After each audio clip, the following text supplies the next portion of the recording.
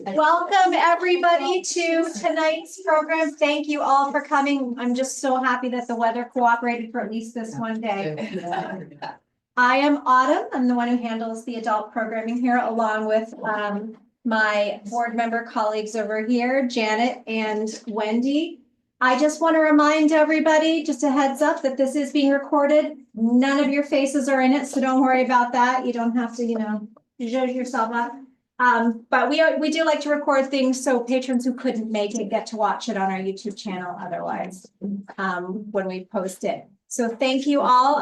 Janet, I'd like to introduce Janet, in charge of programming for the board.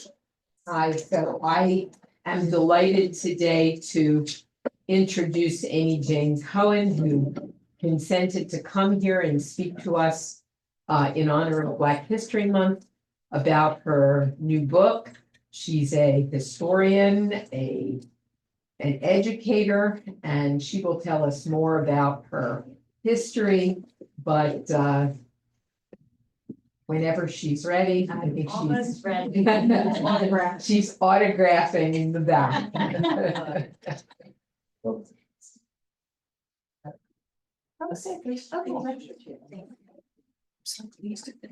Okay, good evening, and thank you so much for coming out. It's one of sort of the ironies about Black History Month. Not only is it the shortest month, it's also the snowiest month, but thank you for being here. And I always start with this slide because I want to begin by addressing the elephant in the room, which is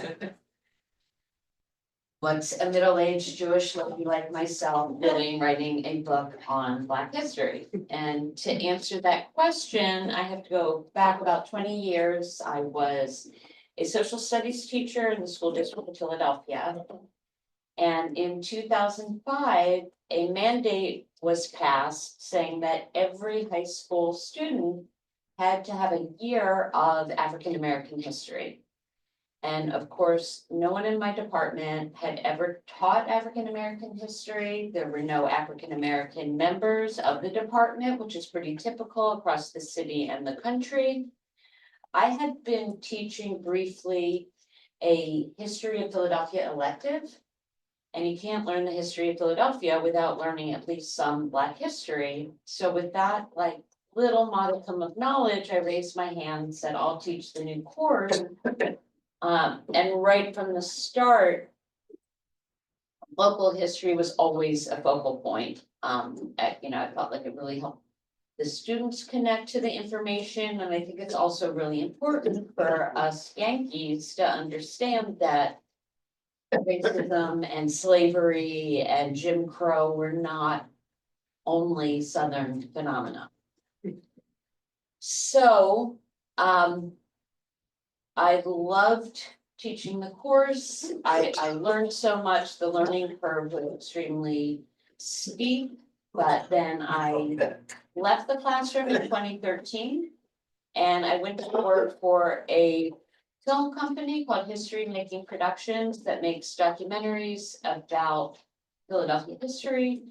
Some people know it as Sam Katz's film.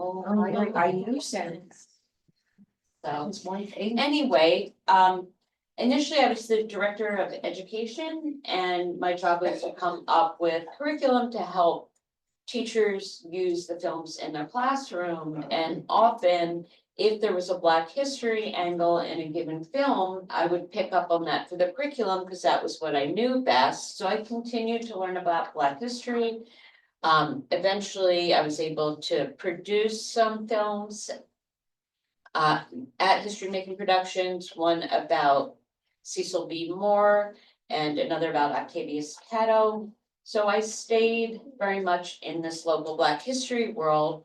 And I also started writing for Hidden City, which is a publication about Philadelphia's built environment. Autumn, can we maybe turn off one light? And I wrote for them monthly for a couple of years, and many, not all, but many of my articles were about local Black history. That's perfect, much better, thank you. And one thing I knew certainly from when I started teaching the African American history course was that there wasn't like a single volume accessible book that would give someone an overview of Philadelphia's Black history. And there were academic texts on specialized topics, and there were some biographies, but there wasn't something you could pick up and read and kind of get an overview. And I knew that that would be a useful thing to have, so I channeled the words of the late great Toni Morrison. If there is a book that you want to read and it hasn't been written yet, then you must write it. And so that's how I came to write the book. Now, why Black history in the Philadelphia landscape? That also goes back to when I was a teacher. I think that looking at things in the landscape really provides a conversation between generations, and it makes the connection between past and present. Quick example, in an African American history class, yes, we learned about Thomas Jefferson and that he wrote the Declaration of Independence. However, we also learned that he was an enslaver on a massive scale, that he wrote horrendous things about Black people as a race in notes in the state of Virginia. We learned, of course, that he had several children by his enslaved mistress, 30 years his junior, Sally Hemings. So it makes one see Thomas Jefferson a little differently. So if I put a picture like this up in front of my students, well, should we do anything about the Jefferson Memorial? Should there be sign posting? You know, just kind of throw it out to a bunch of teenagers. And of course, some of them would say, no, you know, it's a sacred national monument, we shouldn't touch it. And other people would say, the guy was a horrible racist, the whole thing should go in the Potomac. And let's get him off the nickel while we're at it. But so anyway, that was a lens that I used a lot in my teaching, and I decided to follow that through in the book as well. So I'm going to ask you a few questions. Which individual historic figures are most frequently represented in American monuments? Say names. Washington, Lincoln, Benjamin Franklin. Military. Okay, so I'm gonna give you the top 6, and number 6 is military. It's Robert E. Lee. I mean, if you just think about that, and I have to caveat this a bit in the sense that, I mean, these are 2021 numbers. And a lot of Robert E. Lee statues have come down since, but at least as of 2021, which is pretty recent, he was number 6. No one ever gets number 5, St. Francis of Assisi. Number 4 is actually Martin Luther King. Number 3, Christopher Columbus, who's controversial in his own way, but we're not going there this evening. And then, as you surmise, number 2, George Washington. This is the fountain in front of Aiken's Oval. And number 1, President Lincoln, and this is the Lincoln statue on Kelly Drive. So, another question, hold up your fingers. Of the 50 most represented figures, how many are people of color? So you know it's at least 1, because you saw Dr. King. Just 1. That's when I was 3 or 4. I think It's actually 5 folks. You're signing out, okay, yeah, it's 5, and I will reveal who they are in a moment. How many are female? 1. It's actually 3, however, there are 11 times as many statues of mermaids as there are of female congresswomen. So how do I, oh, whoops, I was skipping ahead. A much more serious question, and you don't have enough fingers, you don't even have enough fingers and toes. How many of the top 50 were enslavers? 25. 45. Yeah, full half. So how do I know this? Because Monument Lab, which is a Philadelphia-based organization that studies such issues, did a nationwide audit that was published in 2021. And these are the numbers that they came up with. So the 5 people of color, in addition to Martin Luther King, Tecumseh, Sacagawea, Frederick Douglass, and Harriet Tubman. So the women, other than Sacagawea and Harriet Tubman, and Philadelphians should have guessed this, Joan of Arc. So after they did this huge audit, they came up with 4 conclusions. One is that monuments have always changed. And actually, within a week of the United States founding, a monument was torn down, King George III, right here in Philadelphia. The monument landscape is overwhelmingly white and male. The most common features of American monuments reflect war and conquest. And the story of the United States, as told by our current monuments, misrepresents our history. Or as New York Magazine said, the nation's monuments are male, pale, and stale. So let's look at monuments in Philadelphia. This one may look familiar to you because it's in a very prominent location between Logan Circle and the Franklin Institute. It's the All Wars Memorial to Colored Soldiers and Sailors. You may have gone by it many, many times and not realized that these figures are Black soldiers and sailors, because the prominent figure here is a white woman representing liberty.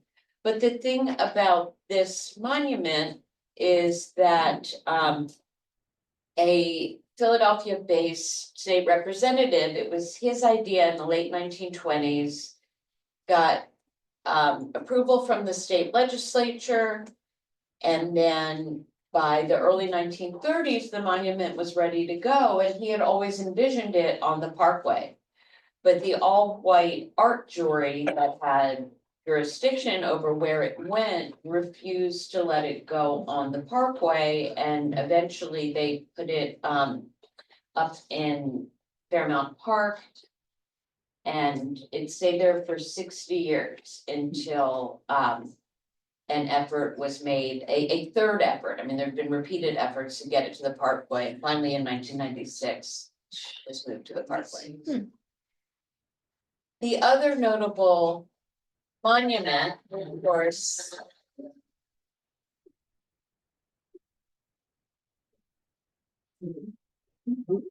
this statue of Octavius Catto, a 19th century educator, a scholar, civil rights leader, voting rights activist who was shot down on election day in 1871, Octavius Catto, and a baseball player, yes.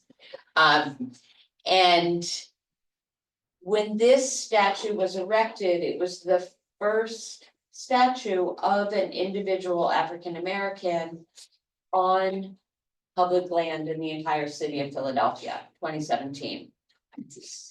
Yes.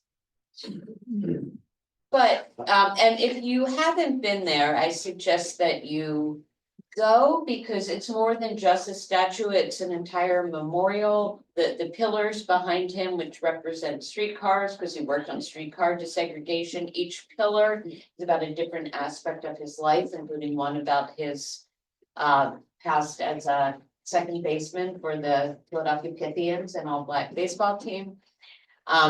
Anyway, since its installation in 2017, it really has become a significant landmark. Often social justice demonstrations are based at the Catto Memorial. This was a press conference called by Black men who were elected representatives to encourage other Black men to vote. And then this one really struck me. This is an advertisement in the Inquirer I still get paper Inquirer, because that's, I like to read the paper, but the fact that the Inquirer used an image of Caddo told me that he was a recognizable enough figure at this point that they would use him in an ad, and that just really stunned me because, when the Caddo statue first went up, so few people, certainly so few white Philadelphians knew who he was. Okay, so those are the two major traditional monuments that are of Black people in the city. So clearly I had to write about more than monuments or it'd be an extremely short book. So one more question for you all. Other than monuments, how do we honor historic people, events, and institutions in the landscape? Murals. Murals, Plaques. plaques, Holiday Street. in the landscape, you're right. Street names, buildings, yeah. So, markers are something I talk Right. about a lot in the book. When I was teaching that History of Philadelphia course, my students applied for a marker to commemorate an anti-Black riot that happened in 1842. And that really taught me that we as regular citizens, even literally school kids, can have an influence on what history is reflected to ourselves and to our visitors. Now, until the early 90s, this marker, which is on 5th Street, was the only marker that directly referenced Philadelphia's Black history. So Charles Blockson, who some of you may have heard of, he was a scholar and collector of Black historical materials. He got grant money and applied for literally dozens of markers. And so if you're going around the city and you see historical markers that directly reference Black history, often they'll say 1991 or 1992. That probably means it was one of Blockson's. This one from 2016 about Pennsylvania's involvement in the slave trade, that's placed by the Delaware River. He said that this is the one he was most proud of. So I'm showing this one now because of what it meant to him, but also to give you a sense of the time frame of the book. So the book starts in the 1600s. And then goes all the way to the 1960s. This is a mural showing Father Paul Washington, who was the leader of the Church of the Advocate, who became a big supporter of the Black Power movement. And that's where I end the book, is late 60s, early 70s. And by the way, just if you're wondering, it's divided into 19 discrete chapters. They're chronological, so if you read them in order, you can get a sense, an overview of Philadelphia Black history, but you can also read them one at a time and not in order. This is a school in South Philadelphia that was called the Andrew Jackson School. It's a very diverse school, and members of the school community and thought, do we really want to be named for an enslaver who was responsible for the massacre and displacement of tens, if not hundreds of thousands of Native Americans? Their answer was no. And so they went through a process to come up with a name, and the community chose Fanny Jackson Coppin, who, like Octavius Caddo, was an educator and administrator at the Institute for Colored Youth. Street names is another way. There are many, many honorary street names like this one. This one's very close to my heart because it's very close to my home, and it's very new. But you'll see a lot of these around. This is much more rare to actually fully change a street name. It was done when West River Drive became Martin Luther King Drive, and then when Columbia Avenue in the 1980s was renamed Cecil B. Moore Avenue in honor of the civil rights leader. And then also historic sites. This is the Marian Anderson Historic Site that has been closed for a couple of years because it sustained some significant water damage, but it's reopening next month, so great. I suggest you. What's the address? It's on Martin Street in South Philadelphia. I don't see the number there. But yeah, it's somewhere around like Fitzwater on Martin Street. Okay, so Monument Lab, which really has become nationally and even internationally known, they define a monument as a statement of power and presence in public. So even though an honorary street name is not the same as a bronze statue on top of a granite plinth, it still is, I think, befitting of that description. So I'm gonna be sharing with you an example of how the monument writ large, landscape has changed, because it has changed Philadelphia really significantly in the 21st century. You looked at Philadelphia in the 1990s, and today there's just much more, representation of Black history. And I think that's for a couple reasons.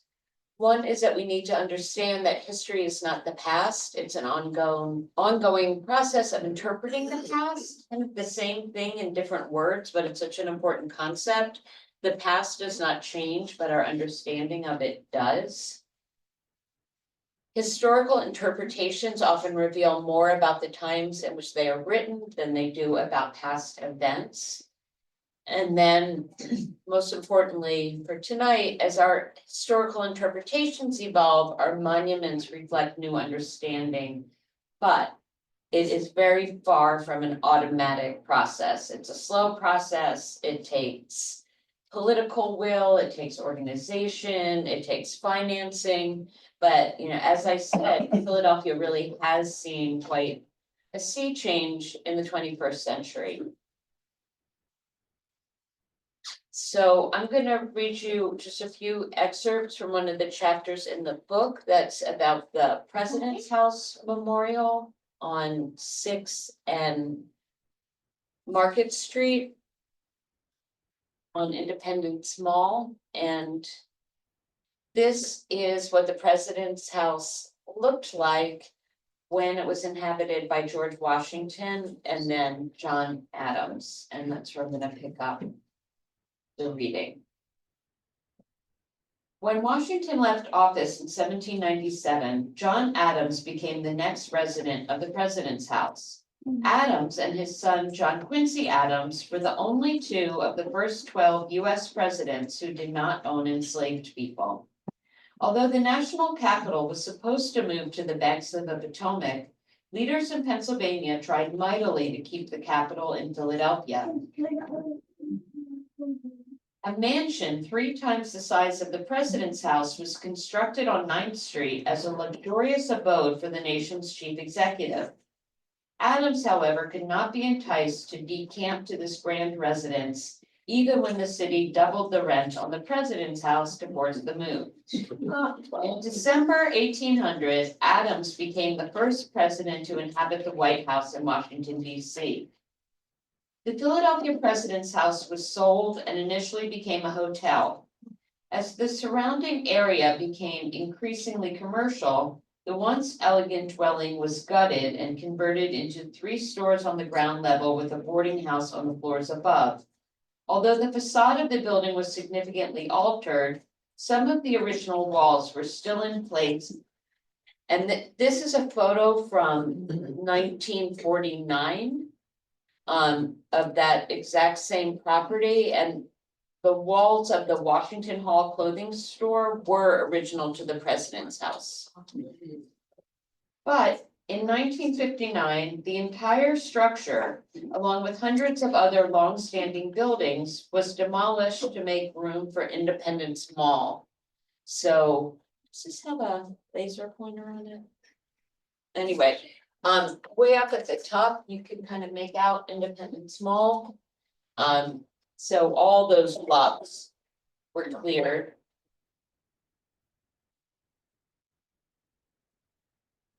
A public restroom was built on the President's House site. That's where, what I put the yellow box around. A small plaque indicated that the toilet facility sat atop the former home of presidents. In late 2000, an archaeological dig on Independence Mall revealed that a proposed new home for the Liberty Bell, a symbol long associated with freedom, overlapped some of the outbuildings of the President's House. By January 2002, construction of the Liberty Bell Center was well underway when a bombshell revelation about the location of the new structure came out in the winter issue of the Pennsylvania Magazine of History and Biography. An article by independent historian Edward Lawler meticulously presented information about the architecture and appearance of the President's House. Among his findings, quote, "The last thing that a visitor will walk across or pass before entering the Liberty Bell Center will be the slave quarters that George Washington ordered added to the President's House." So right there. So when this article came out, it created a big stir among academics. Academics reached out to journalists, then it caused a stir among just regular citizens of Philadelphia.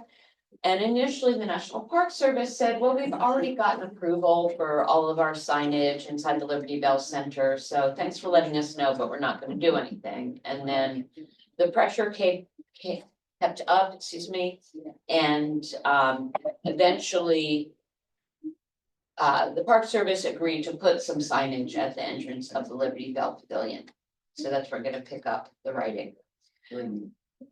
Once agreement between historians and the Park Service was reached regarding the Liberty Bell Center, attention turned to the President's House site. Grassroots activism by Black Philadelphians was central to this next phase. On July 3rd, 2002, hundreds of African Americans gathered at the Liberty Bell Center to demand a monument to Washington's slaves. The Avenging the Ancestors Coalition, led by attorney Michael Cord, who you see there, organized a petition drive and a letter writing campaign with this same objective. Chaka Patah, a Black member of the US Congress, spearheaded legislation to appropriate funds for the National Park Service to develop a plan to commemorate the President's House and its enslaved residents. And then there's some paragraphs about kind of the design process and some ups and downs with that. And then finally, on a bitterly cold December morning in 2010, the President's House, Freedom and Slavery in the Making of a New Nation, was dedicated. Emmanuel Kelly's innovative open-air monument broadly represents the structure and dimensions of the President's House. Historical reenactments are displayed on video monitors perched on brick walls above faux fireplaces. A granite wall lists the name of each person enslaved at the President's House. And I'll skip down a little bit and read some of the criticism that came out after the monument was dedicated. Critics panned the new monument's form and content. Inga Saffron, writing for the Philadelphia Inquirer, called it a confused jumble of bricks. Edward Rothstein of the New York Times described it as lacking both intellectual coherence and emotional power. In the Pennsylvania Magazine of History and Biography, Stephen Kahn wrote of the video monitors mounted on chimney walls.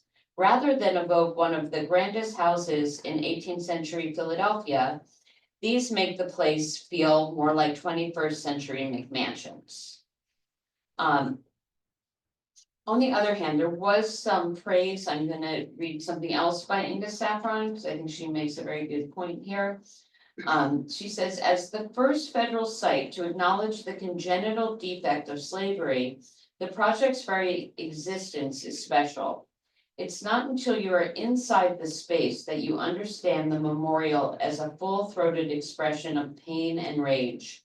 Sure, Washington's tenure there is virtually reduced to a footnote, but at least the story can be found in books. This is the rare memorial where history's collisions can be experienced firsthand. Love it or hate it, the President's House Memorial is a manifestation of a sea change in how Black history is presented in Philadelphia. In 2002, leaders of the Park Service sought to maintain the fiction of heroic founding fathers creating a glorious nation characterized by liberty and justice for all. They eschewed input from academics and the general public. Over the course of less than a decade, however, the orientation of the Park Service changed dramatically.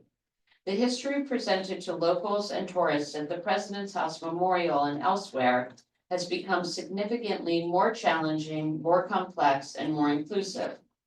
Adjacent to the Liberty Bell Center, where officials once resisted including information about slavery, sits an entire structure whose purpose is to make visitors contemplate the people whose bondage helped to build our country.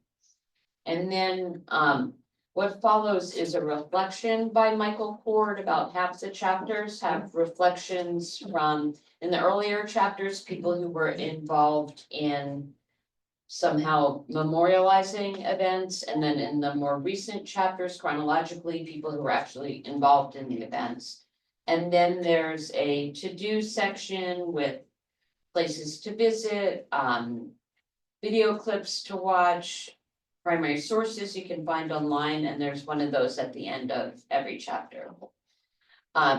So I just want to share with you one more quick example of a change to the landscape that is kind of, it's a small story, but it's uplifting and something I think a lot of us need right now. So Cecil B. Moore, who I mentioned earlier, when he was president of the Philadelphia branch of the NAACP, he organized protest marches around the walls of Girard College, which was a boarding school for fatherless white boys that had been funded in the will of financier Stephen Girard.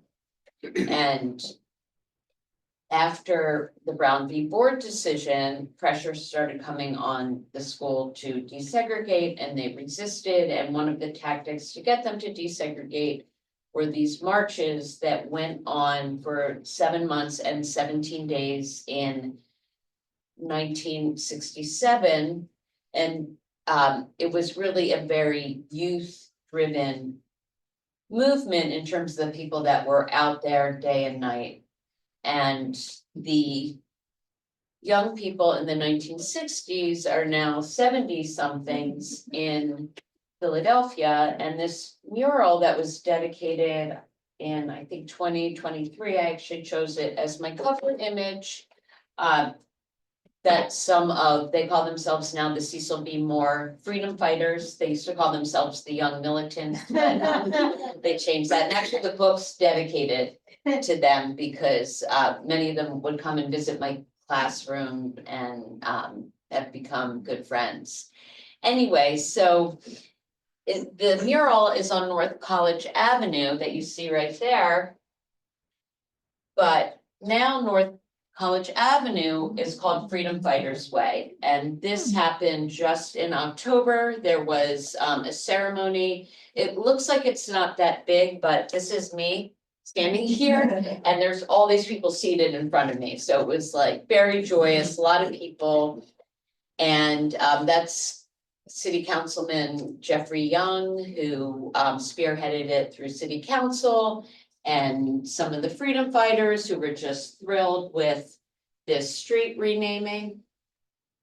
But it was third grade students at Germantown Friends School that had started the process to get the street renamed, because this freedom fighter, Freedom Smitty, came and visited them, and they were so captivated by his story that they started writing letters and so forth. So, you know, having a little red band on one block of College Avenue, no, it's, you know, it's not going to change the world, but it was such a special like community building, community strengthening experience, and I think it's really encapsulated in this photo. And then afterwards, the Girard College kids, who at this point are over 90% African American and over 50% female, did a reenactment of the march with the Germantown Friends kids, and there is a lot of hope and positivity that can come out of trying to mark a more inclusive history in the landscape. And no one has expressed this, I think, any better than Amanda Gorman, the young poet who read her poem, The Hill We Climb, at Biden's inauguration. And what she said was, being American is more than a pride we inherit. It's the past we step into and how we repair it. So, thank you again for being out on this chilly night. I just, before I take any questions or comments, I just wanted to let you know, I have a website where you can find the things listed there. You can follow me on Instagram, and you can also email me. I really love doing presentations. I did one last night and they took us out for dinner afterwards. I didn't get home till 10 o'clock. So I have to say, I'm driving here tonight. I was like, okay, doing it again. And then like, as soon as I start talking about it and interacting with a new group, it's really energizing. I like going to church groups, book groups, classrooms, anything. So if there's anyone you know who might want me to come and speak, I'd be happy to do so. So thank you. Yes, Mary. Do you want to recount why when Octavius Cato comes into the consciousness of Philadelphia, very unusual way? All of you know that we had a mayor named Jim Kenny. Jim Kenny represented, he was at large, but he was a South Philadelphia border. Came up under Vince Viewmore. And he saw one of Charles Bloxon's markers to Octavius Cato. And I guess Fifth and South. It's 8th and South. 8th and South. And he said, who is Octavius Cato? This is probably in the early 90s.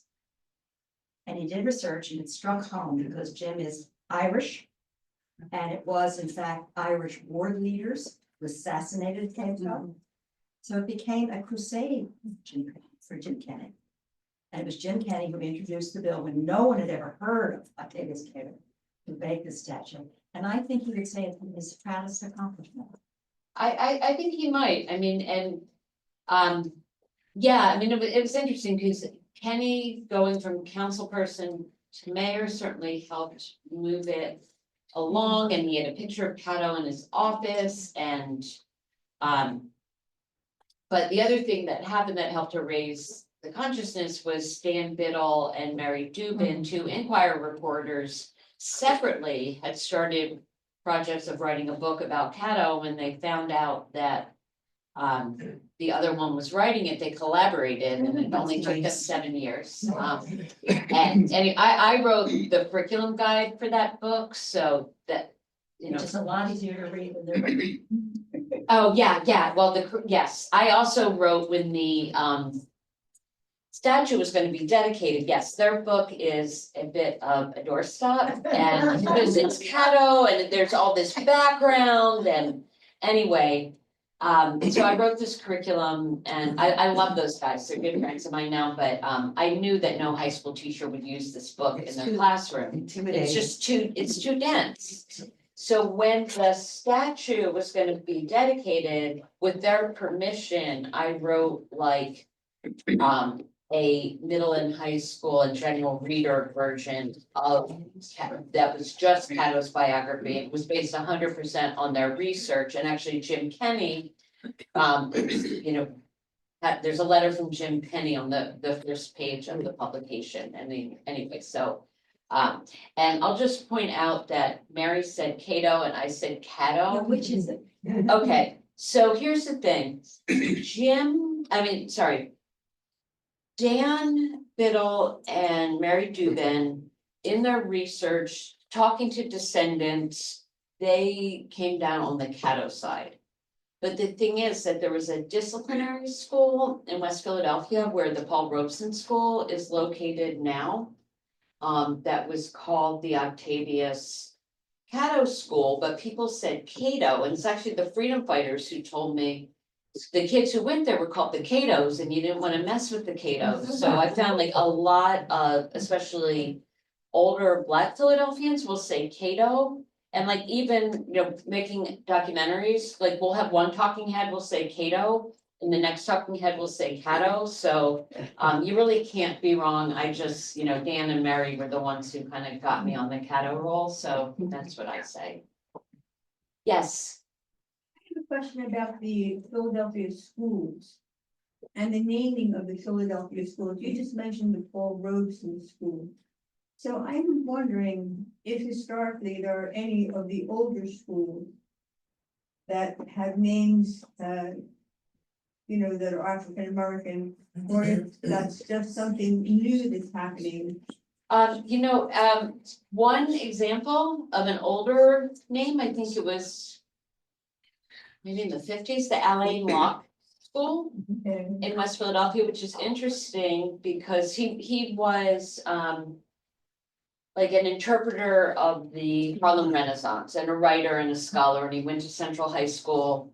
I tell this story in the book, and the school was named for him, but I think at the time that the school was named for him, they probably didn't realize that he was a gay man, because much more recently, when a school in Westchester, Pennsylvania, tried to name a school for Bayard Rustin, the civil rights leader, there was a big hue and cry because he'd been a gay man. So Alain Locke is an older,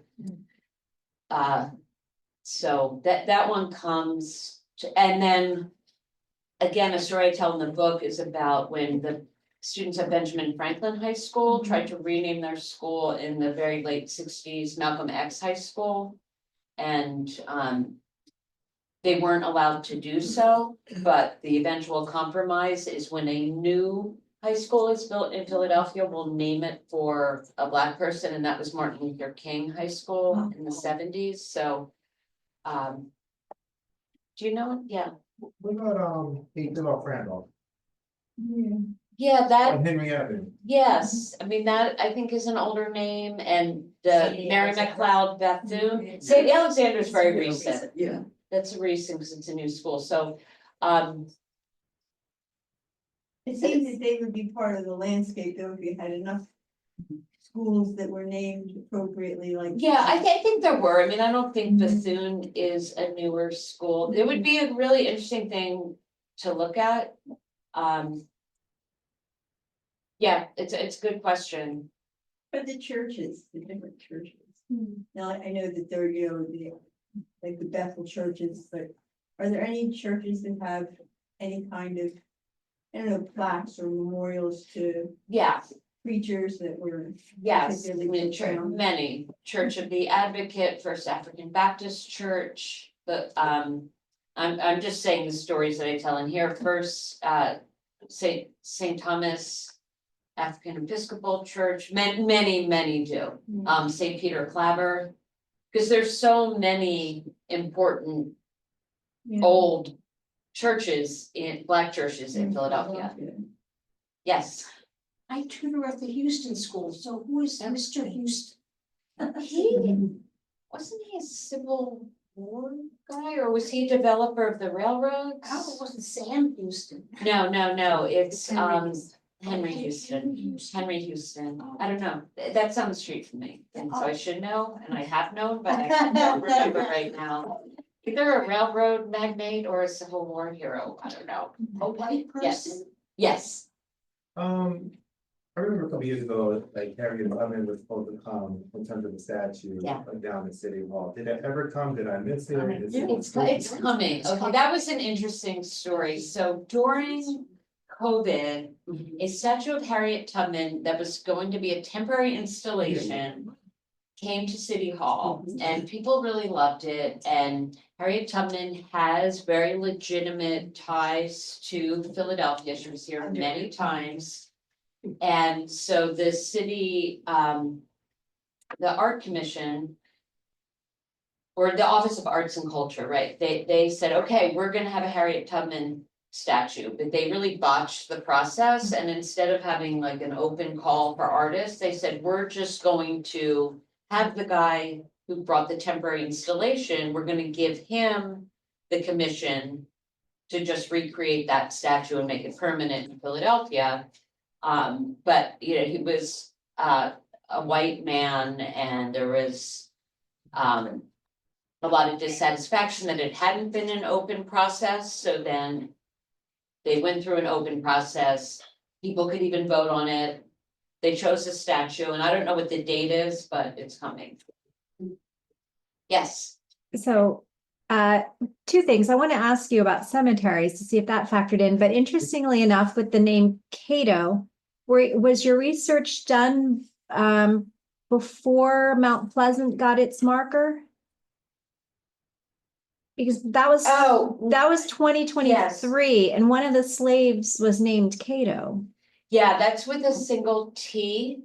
The Mount Pleasant marker was probably the last thing I added in here because it was like right as I was finishing the Actually, manuscript, yeah. so it's mentioned in here, like in the to-do section, it doesn't get. Oh, But I think Cato, because Spelled isn't that like differently. an ancient like Roman? Yes. Yes, that a lot of enslavers thought it was cute to like name their Yes. enslaved people Hercules or Yes. Cato or Gotcha. something like All that. right, I don't so- think there's.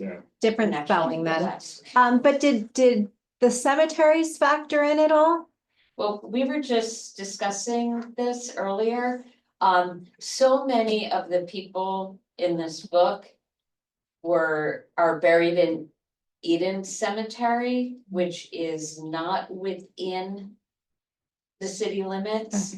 And so I mentioned it in here, but I just felt like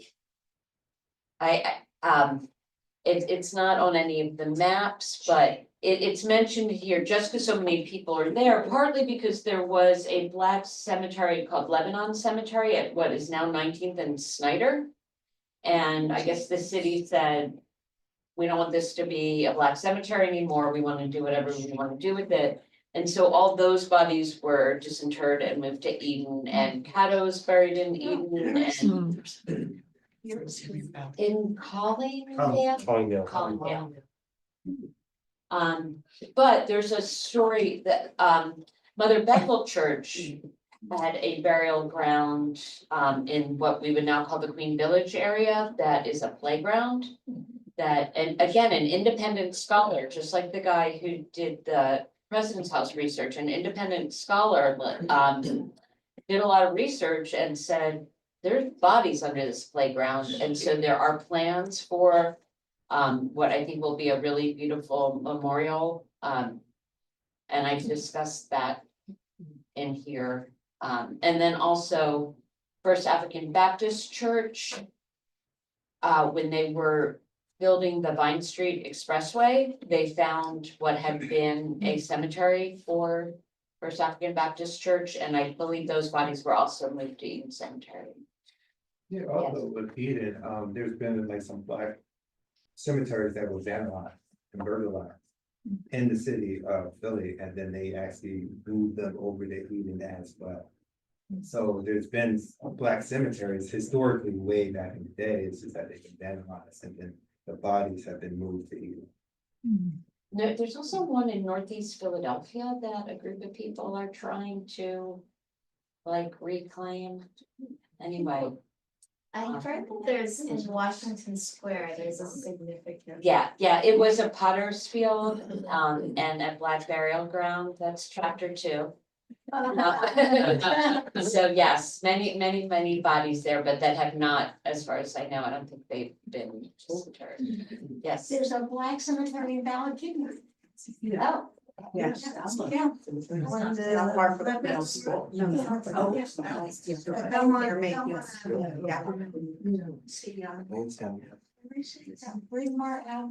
Near the middle school. Yeah. Oh, yeah. There are some famous black musicians that are very rare. Yes, I learned that story from Erin Bentley at the Marion Historical Yeah. Society. We love Aaron. Yes, Is your book required reading in Philadelphia schools? I think it should be. oh, thank you. It probably will be next year for the African American history course. Great. So, Do you speak in any private schools? I'm just curious, because they really could use you. yeah, I'll go anywhere. I really like. No, I'm very happy to. I mean, I spoke at Germantown Friends School, but as part of a writers series. And Germantown Friends School actually requires a year of African American history. Not surprised. But- Their own law. Yeah, and I did speak for the Pennsylvania Association for Independent Schools, but I'm very, if I'm available, I'll come. Yeah. I mean, we can't stop with it, recognizing we're gonna have it till within age grade, Congressman Bray already renamed the station. And credit for those trips, chocolate not for that. Missy and chocolate, chocolate's really spirited. So the call's going out, well, you all have seen the renaming of the station. Yes. If you've been in it recently, the not yet permanent display of that bill. But more importantly, the call went out to artists 4 months ago. And that process. 30th Street Station is the William H. Gray Station. The train, they announced it. Well, this has been really fun, but Ellen is here to sell books. I'm happy to sign books. And I just, again, I really want to thank you for coming out on a chilly night and